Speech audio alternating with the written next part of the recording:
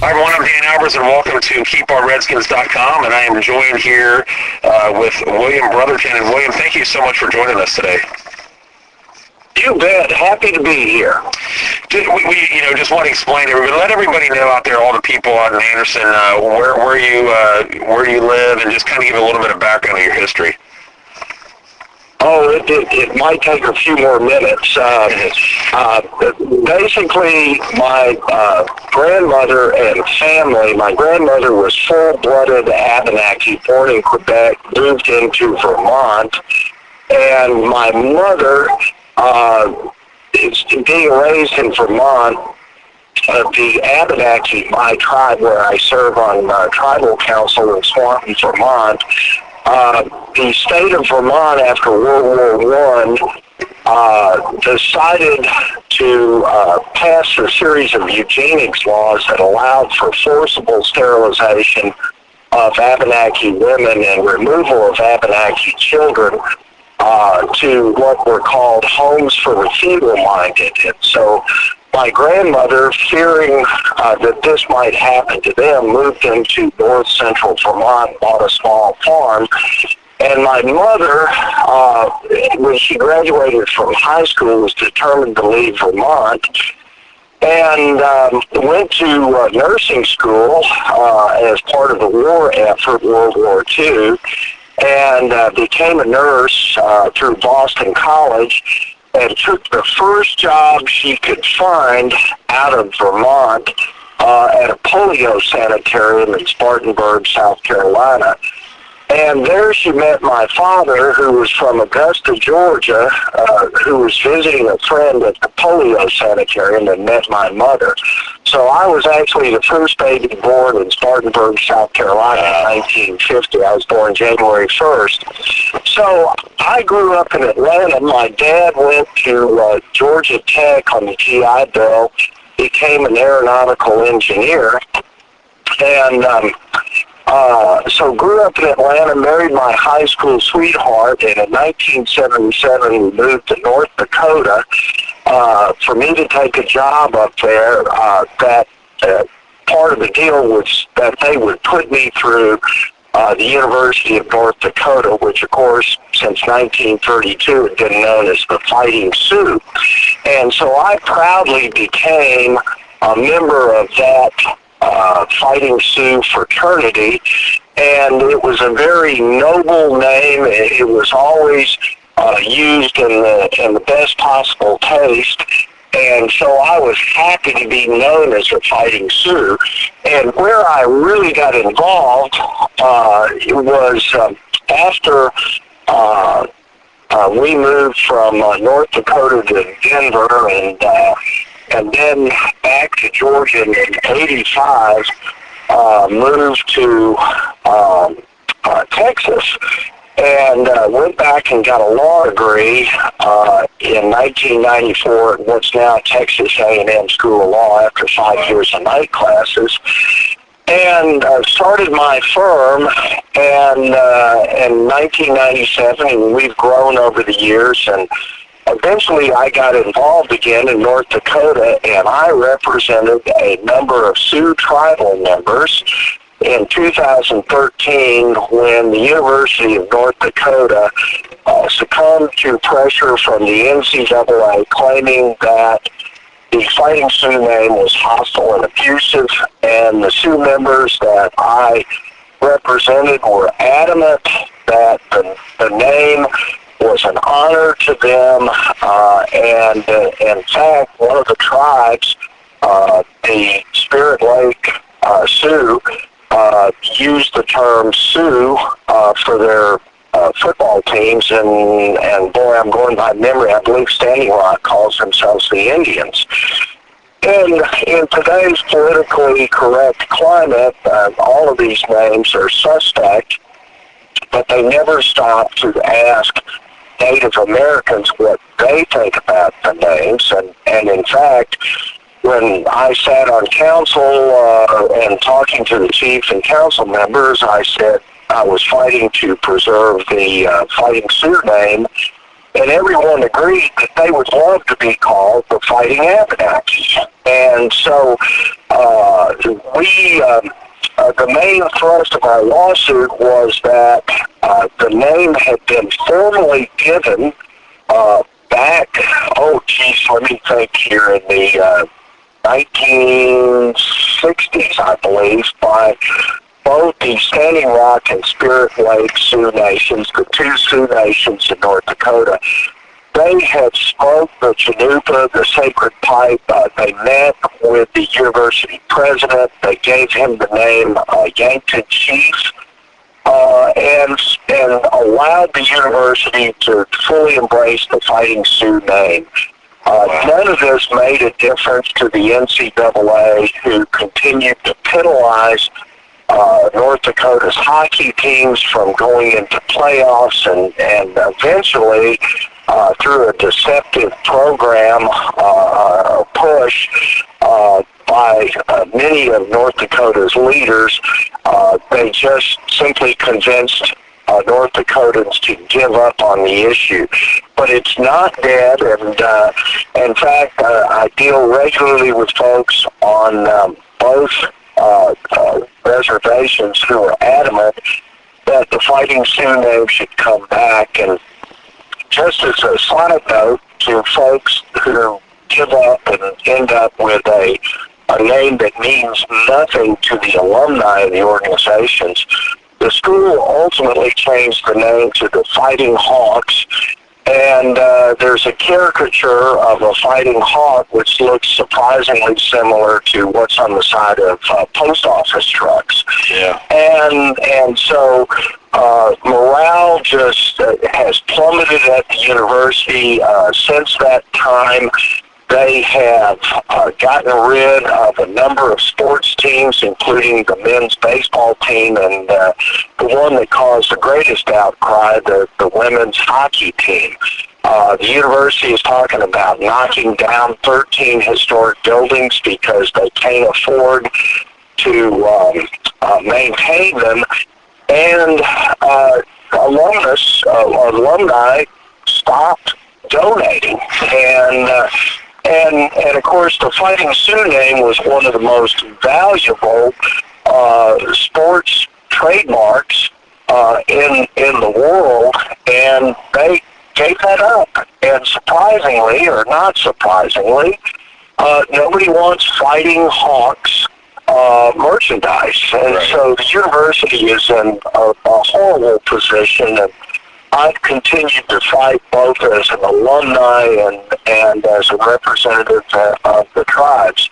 I was made an adopted member of the Spirit Lake Sioux as a result of the fight for the Fighting Sioux name, and in fact, the medicine man in a chanupa ceremony gave me the name of Chasunkamaza, which means iron horse, because in another chapter of my life, I was a railroad brakeman conductor for the Burlington Northern and worked freight trains all across the West. So anyway, I've gotten involved in the Native American Guardians Association through my friendship with Eunice Davidson, who spearheaded the fight to save the Fighting Sioux name, and wrote a book called Aren't We Sioux Enough, which one of the judges in the lawsuits kind of looked at the Sioux members and said, aren't they Sioux enough? Because the NCAA required that the University of North Dakota get so-called permission from both tribes. They were able to get the okay from Spirit Lake, but Standing Rock, the chief at the time, would not allow a vote because he knew that it would overwhelmingly pass.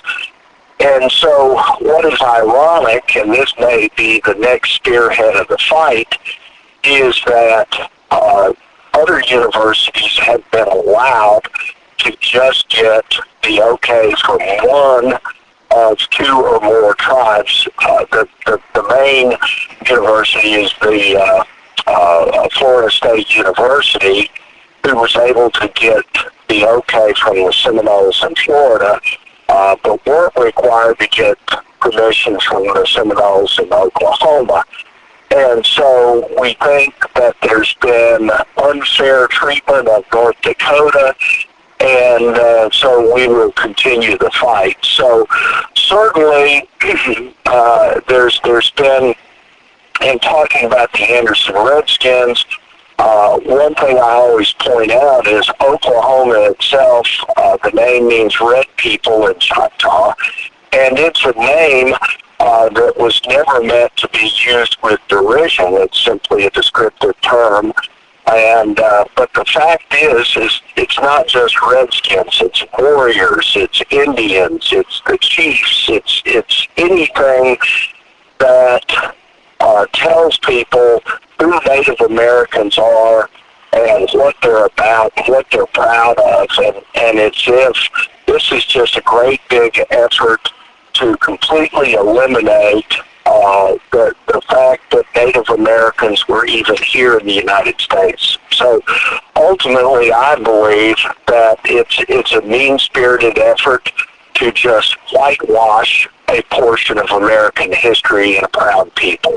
Wow, it really is truly amazing to hear this story that you're talking about, and it gives a lot of depth, and I'm sure that a lot of people are going to really appreciate some of the things you said. And, one of the things I wanted to ask you, too, is why shouldn't these, I think you've kind of explained it a little bit there, is why shouldn't these high schools get rid of Native American names and symbols? And I think you might have explained a little bit right now, is that, it's getting rid of a lot of the history that Native Americans have. Well, and names mean things, and we have in this country a number of people who are just miserable people and want to spread their misery with other people. And in so many cases, schools' names are reflective of the history of the area and are meant to honor the people that originally settled the area. There are cases all over the country where folks, just like at Anderson High School, have been subjected to efforts, in many cases successful efforts, to just eliminate the names and the history of the school. And it's, again, it's, in a sense, I believe the efforts to do that are, as well as mean-spirited, racist, because, even though the majority of Native Americans, it's been shown over and over again, like these names and want to see them continued, so-called well-meaning people think that the Indians can't make decisions for themselves and must be dictated as to what they should believe and feel. And so it's the same thing here with your school. The majority of folks certainly would want to see the name kept. It's a very small minority, and we have a dangerous trend in this country where the smallest minority of people are dictating to the overwhelming majority as to what you should believe, and how you can prevent from being called a racist, which seems to be the popular name of the day. And so these are things that are worth fighting for. And just like with the Fighting Sioux, this is a name that has meant something. Now that the school, the University of North Dakota, succumbed to the politically correct warriors, they now find themselves in a dangerous situation where a once proud institution is now struggling to find its footing and survive as a university, and to somehow regain its stature as one of the premier educational institutions in the Midwest. And so I would certainly say with high schools like Anderson, these fights mean something, and we have to turn around the theme now that, again, these minorities, very small minorities who are offended at everything, dictate what we as the average Joe feel is perfectly fine and correct. Instead, we're being told that that we're mean-spirited ourselves for wanting to keep a name like the Redskins. And just to show how ridiculous it is, Holy Cross College has had the name the Crusaders for years, and apparently one student complained, and they have removed the name that has been the mascot and the nickname of the school's sports teams for, I think, 100 years. Wow. And so we're all so afraid of offending everyone, and that's not what America's about. And that's why this is a fight worth fighting for. Yeah, I agree, and that's just amazing. I did not know that about Holy Cross, and if you look at it, you know, all around across the board, you can find a name on any school that some people might find offensive, and it can be the same battle that we're having now with pretty much any name. Yes. In fact, and I forget which state it was, but there was a school district that had named some schools after a prominent family that had donated land and money to build a new middle school and new high school, and the name of the family was the Lynch family. Well, you can, certainly follow what happened there. Yep. The school district was forced to change the names because of the perceived hostility and meanness by using these names, that it would remind people of what might have happened 100 or more years ago. And so it's like we have to tiptoe through the political landscape for fear of offending someone. And it's ridiculous. Again, it's not what America is about. Yeah, and it's almost like, okay, so if Anderson High School were to play a team called the Warriors, the Braves, are people going to protest those games because they feel that word is offensive? I mean, it's almost similar to that if you think about it. And I'm sure there will be. And,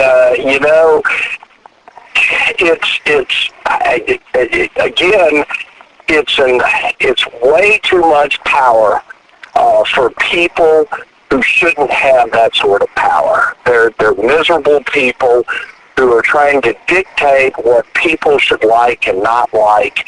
And it's time for America to simply stand up to these folks who are essentially bullies, trying to force everyone to abide by what they think is the correct way to view the world. It's wrong. It is, and now that I've kind of given a little bit of the background of what's going on, we had a situation where we had our board meeting on Monday, this previous Monday, and our board president, if you want to call it, he happens to be a lawyer as well, and you could tell which direction that this meeting was going. Everything was going, basically, it seemed like, to the name was, they've already made up their mind that the name was going to be changed.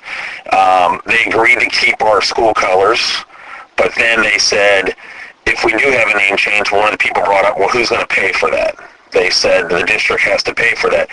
This board president, who is a lawyer, said that if we, there could be people that are that want this name change, can do some fundraising and possibly raise money to cover the cost of this, and then suggested that he would raise the first $10,000 to help get this name change. This is a guy that's on our board, and he's our to do that. What are your feelings about that? I mean, to me, it seems like his intentions are already made up. That's what it seems like to me. I don't know. It was just stunning to me, and I don't know if there's anything legality-wise that we can do to our best interest as a district are not intact with him being, as the president. Well, certainly one of the basic tenets of being an American is having due process. And in this case, people have indicated that they want to fight for the name, and instead it sounds like, is this a position appointed or elected? Yeah, he got elected. And then he was the one that formed the committee, and he's on the committee with some other board members. So he's put people that are on our school board, I think a couple members, 3 members maybe, and he appointed this committee, and he's the one, and he was an elected official, and it just flabbergasted me. I could not believe that he suggested that. I'm sure that there's a recall provision in your electoral laws, and you may want to talk with a local elections attorney to see what your options are there. Yeah. But, obviously the basic premise of American politics is that if you don't like what the person is doing that you've elected, look to remove or replace them. And it happens every day. And so, he's, again, what happens today is that there is this fake sense of protest out there, that there are a lot more people that are against names like the Redskins or the Indians or the Warriors or the Chiefs.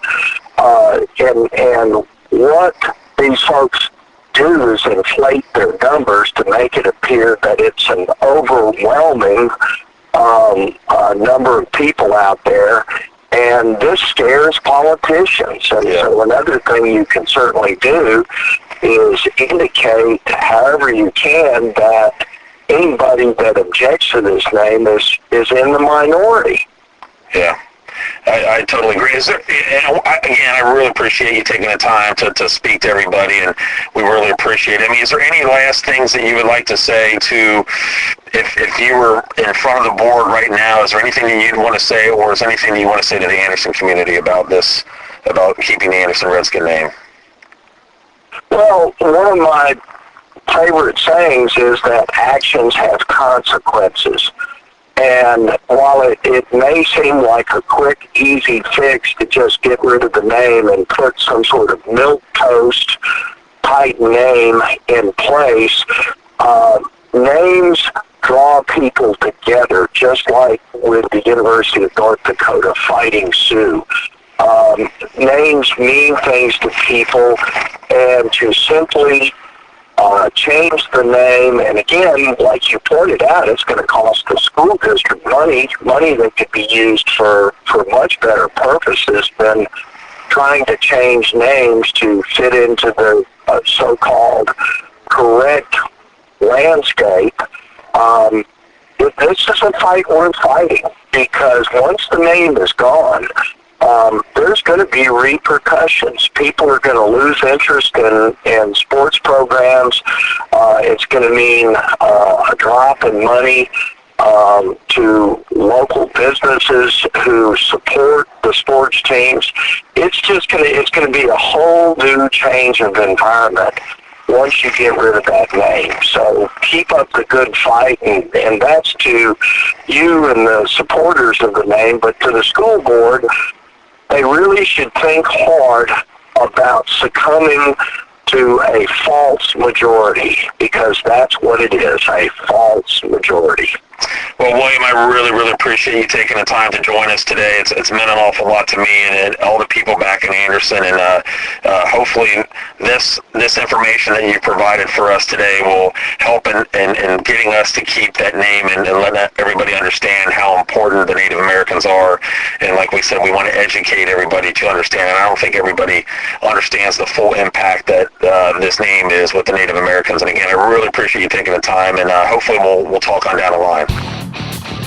You bet. You have a great day. Thanks, William.